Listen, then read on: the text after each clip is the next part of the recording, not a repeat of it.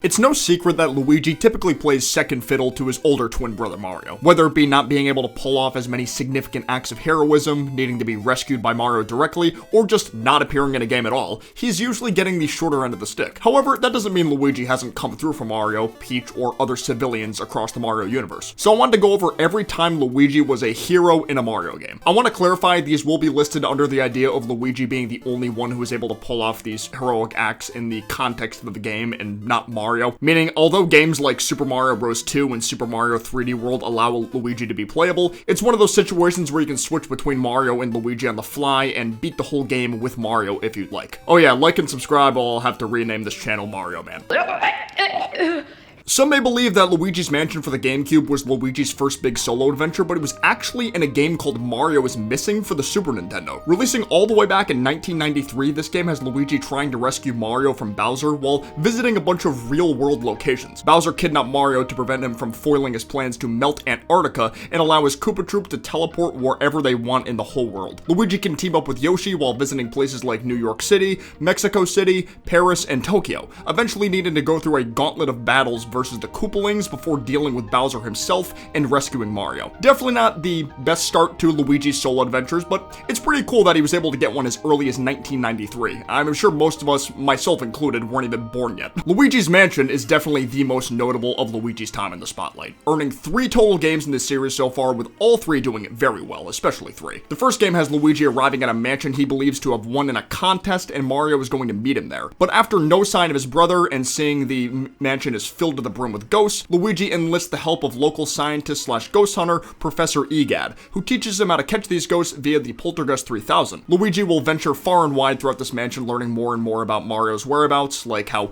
King Boo trapped Mario inside a portrait, or how Bowser could be somewhere in the mansion. After enough of the mansion is explored, Luigi will finally be allowed to face off against King Boo. King Boo will use a giant Bowser puppet body against Luigi as leverage, but it won't be enough. Luigi prevails over the king and saves Mario from his nightmare. The Mario and Luigi series of games are some of my favorite RPGs of all time, and many consider the first, Mario & Luigi Superstar Saga, to be the best in the whole series, and I can definitely see why, too. Now, typically, the Mario & Luigi games have the two brothers working together in sync, with just about every major heroic act getting done between the two of them and being like a 50-50 split when it comes to credit. But Luigi did have some moments here that Mario had to sit out for, the first being the Mario is sick incident. After the brothers escort Peach to an area in the Bean Kingdom called Little Fungi Town, they play an arcade game where earning the high score awards them with something called an Invincishroom. Mario tries eating it after they win, but has a horrible allergic reaction to it, where the local doctor deduces he'll turn into a bean if the Krabby Grass medicine isn't recovered. This is the type of medicine that can only be found in a dangerous area known as Gafawa Ruins, and Luigi is essentially bullied into going there. He obviously wants Mario to be okay, but is petrified about traveling to these ruins, so he resorts to a hypnotist that convinces him he's actually Mario, allowing him to build up the courage to go through Gafawa Ruins. Although the place is filled to the brim with baddies and weird challenges, Luigi is able to prevail and retrieve the Krabby Grass medicine. Though it's unfortunate how even though Luigi's absence did result in Mario's life being saved, Princess Peach was once again in danger. Then there was the time he saved Prince Peasley from a weird-looking piranha plant while gathering fruits for a Beanstar piece,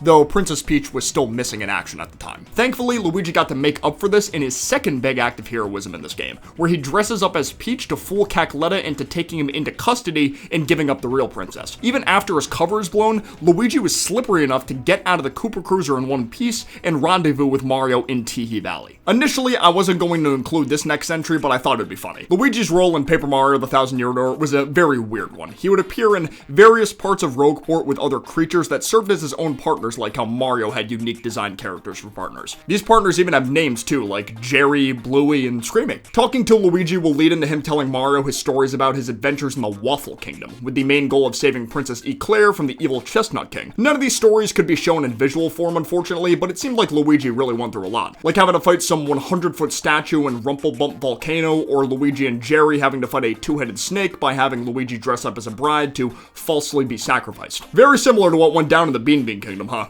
I think it would have been cool if we got to see a visual representation of these stories as like a bonus for 100% completion of the main Thousand Year Door story, even if it was just a watch-along thing with no gameplay for the Luigi parts. That still would have been cool for me. Mario and Luigi Partners in Time doesn't have Luigi come coming in clutch as much as Superstar Saga did, but the one big act of heroism he did was arguably the most important in the end. After both the younger and elder Princess Shrooms had been defeated by the Mario Bros in their baby selves, things were still not over because tons of innocent people were still shroomified in Mushroom Kingdom's past. It was thanks to baby Luigi crying atop baby Bowser's shroomified body for unrelated reasons that everyone realized the cure to save everyone was baby tears, resulting in EGAD using his Hydro Gush 4000 to send storms of baby tears into every time portal and saving every person infected by the shrooms. As for Super Paper Mario, this game gave Luigi more spotlight than any other Paper Mario game so far, not only being playable in the endgame portions, but being a villain for most of the game, albeit brainwashed, but still. Because of this, Luigi doesn't join the side of the heroes until Chapter 7, where his high jumping skills come in great handy. He's the main reason the Mario Bros were able to navigate out of the underwear so easily and get both Bowser and Peach back to their parties. Though I think Luigi's most notable act of heroism in this game was when he fought Dimentio in Chapter 8,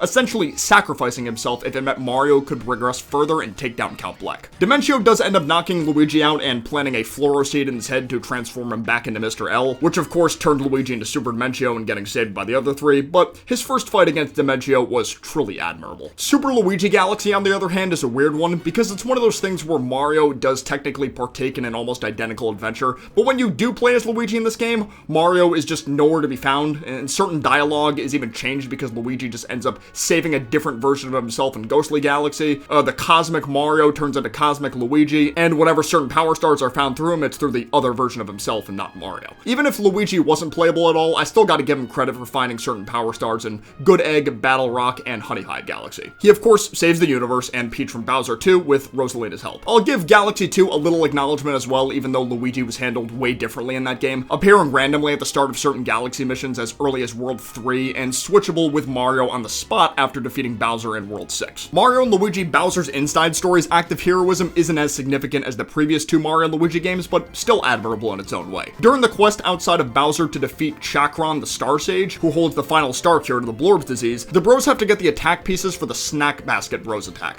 But while the two of them are exploring Dimble Woods, Mario is kidnapped by a sock hop enemy. So Luigi has to use a dead sock hop body to hop around in and sneak into their territory to get Mario back, allowing them to collect enough pieces for the bros attack and take down Chakron for the final star cure. Nothing too crazy, but it's thanks to Luigi that my personal favorite bros attack from this game becomes available to use. It had been over 10 years, but Luigi finally earned his second ghost hunting adventure through Luigi's Mansion Dark Moon. What a way to kick off the year, Luigi, am I right? This time, King Boo turns all the friendly ghosts of Evershade Valley into troublemakers by destroying the Dark Moon in the sky. Professor Egad calls Luigi for help to retrieve the remaining 5 Dark Moon pieces so the ghosts can return to normal. While traveling to all these mansions and defeating the possessor ghosts that hold the Dark Moon pieces, Luigi will learn more of King Boo's plans, like how he wants to use all the new evil ghosts to take over the Mushroom Kingdom, and how he once again has Mario trapped inside a painting. Their fight this time around is a bit different from the first game, not having any Bowser interference and taking place in a completely different dimension of sorts instead of on an actual mansion. King Boo's defeat allows Luigi to not only save Mario from his painting via the Dark Light feature, but put the Dark Moon back together, thus turning all the ghosts back to normal and saving the Mushroom Kingdom. When it comes to New Super Luigi U, it feels very similar to the Galaxy games in terms of how Luigi is set up to be the hero. The story, or lack thereof, is exactly the same as New Super Mario Bros. U, only the opening cutscene just has Mario's hat sitting at the table instead of Mario physically being there. Luigi goes through the same worlds too, like Layer Cake Desert and Frosted Glacier, but the levels in between are much more treacherous and gave limited time. Yeah, I know the Toads and Nabbit can technically be played in this, but for me to not include a Mario series platformer title that literally has Luigi's name in it would have felt weird. The Year of Luigi installment to the Mario and Luigi series, Mario and Luigi Dream Team, had Luigi getting more done than ever before in one of the RPG style games. In order to save Pilo Island from Bowser and Phantasma, Mario would have to travel into the Dream World via Luigi's dreams. Luigi's dream self, Dreamy Luigi, will assist Mario in and outside of battles with Legionary attacks or special commands to help Mario navigate through the Dream World. And if a foe looks like it might be too big for the two of them to handle, that's no problem for Dreamy Luigi. He can grow just as big as them and just take those bums down, no problem. Bowser included. I loved how the real Luigi looked so confident prior to the giant Bowser fight in particular for this game. It was one of my favorite moments in the entire game, to be honest. If not for the help of Dreamy Luigi, it would have been impossible for Mario to save as many Pillow People as he did, let alone Peach and the Dreamstone. Super Luigi Bros is similar to New Super Luigi U as well, well, but a bit more bare bones plot-wise since it's just a reskin of the original Super Mario Bros. For the NES. This game was released as part of the NES Remix 2 in the Year of Luigi, I think on April 25th, 2014, where you just play as Luigi in every single level and it's backwards. And that's pretty much all there is to it, but he's still the one saving Peach and his name is in the title, so there's that. The last entry to the Mario & Luigi series, Mario & Luigi Paper Jam, kind of happened because of Luigi, oddly enough. One day, whilst inside Peach's castle snooping around in an attic library, he gets spooked by a rat and accidentally opens a weird book. This book containing a portal to the Paper Mario world, and all the characters start flooding out into the main Mushroom Kingdom, both good and bad guys included. So Mario, Luigi, and Paper Mario have to work together to stop both Bowsers and rescue both Peaches. At one point, the trio gets separated in a place called Gloomy Woods, where Luigi has to venture off by himself to get Mario and Paper Mario to rejoin him. He does eventually find Mario, but Paper Mario is still being held captive by King Boo, leading to a fight between both parties to get Paper Mario on their side again. How fitting that King Boo is the culprit in an area that Luigi has to venture alone in,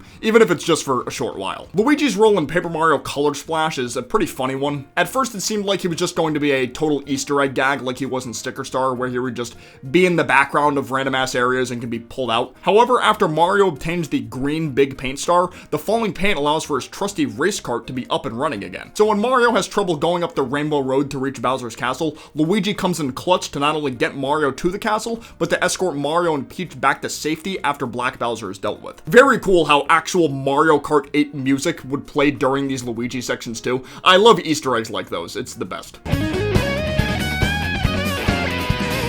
Luigi's Mansion 3 is my personal favorite in the Luigi's Mansion trilogy, so I'm glad he got to do more hero work than ever before. Luigi, Mario, Peach, and some Toads take a little vacation to a hotel called the Last Resort. All seems peachy on the surface until nightfall, where it's revealed that the hotel manager, Helen Gravely, is a loyal follower of King Boo. The two of them trapped all of Luigi's loved ones inside paintings and almost get him before he escapes down a laundry chute. Weege eventually finds the Poltergust G00 and Professor Egad trapped inside a painting, allowing the two of them to hatch a plan to save everyone, which mainly consists of exploring all of the hotel and retrieving new elevator buttons from boss ghosts who serve as Helen's staff. Three of the bosses being Amadeus Wolfgeist, Ugg, and Captain Fushhook all guard Toad paintings, while Helen Gravely and King Boo guard Mario and Peach respectively. Though shortly after Helen's defeat and the Mario Bros reunite with Peach, the still-at-large King Boo traps everyone except Luigi into one giant painting, leading into their final battle. At one point, King Boo actually gets so desperate to win that he's willing to swallow the entire hotel inside a painting. Thankfully, with the combined forces of Luigi and Gooigi, King Boo is taken down for good, ending the game with the good guys rebuilding the hotel from scratch in a less haunted fashion. The most recent entry to the Paper Mario series, the Origami King, has Luigi appearing throughout several different areas of the game, all with the same shtick at play, which is him trying to find the key to Princess Peach's castle. And every time Mario and Olivia run into him, he gives them a key to help their progress, like the Shogun Studios Master Key, the Hotel Key in Sniff City, or the Diamond Key from Full Moon Island. But every time he thinks those keys are the keys to Peach's castle, so he goes on each time to keep looking because he's a silly little guy. This whole gag ends in an even sillier way when Luigi finds out the castle key was stuck in his cart's exhaust pipe the entire time. In a way, he did look like a goof, but he still got Mario the castle key as well as a bunch of other keys that were required for main story progress. Weege will always come in clutch when need be. Although these aren't from Mario games, I did want to do a couple honorable mentions of other times I loved Luigi coming to the rescue. The first being in Super Smash Bros. Brawl's Subspace Emissary mode. For a bit, Luigi was kind of treated as a gag because of how quickly he got turned into a statue. However, when the vast majority of the characters got statuified, I guess, by Taboo, it was thanks to Luigi, Ness, and King Dedede that the rest of the cast was able to turn back to normal and fight again. The other instance being Luigi's big moment in the Super Mario Bros. Movie, where he finally stops acting overly cowardly and saves Mario from Bowser's Fire Blast, allowing the two of them to buy enough time and grab the Superstar and eventually defeat Bowser. Let me know in the comments below your favorite moment of Luigi. It's honestly really hard for me to choose, I won't lie, but I think it might be just most of his moments in Luigi's Mansion 3. Well, thank you guys so much for watching, but for now, I will see you guys next time. Peace out, take care, bye-bye.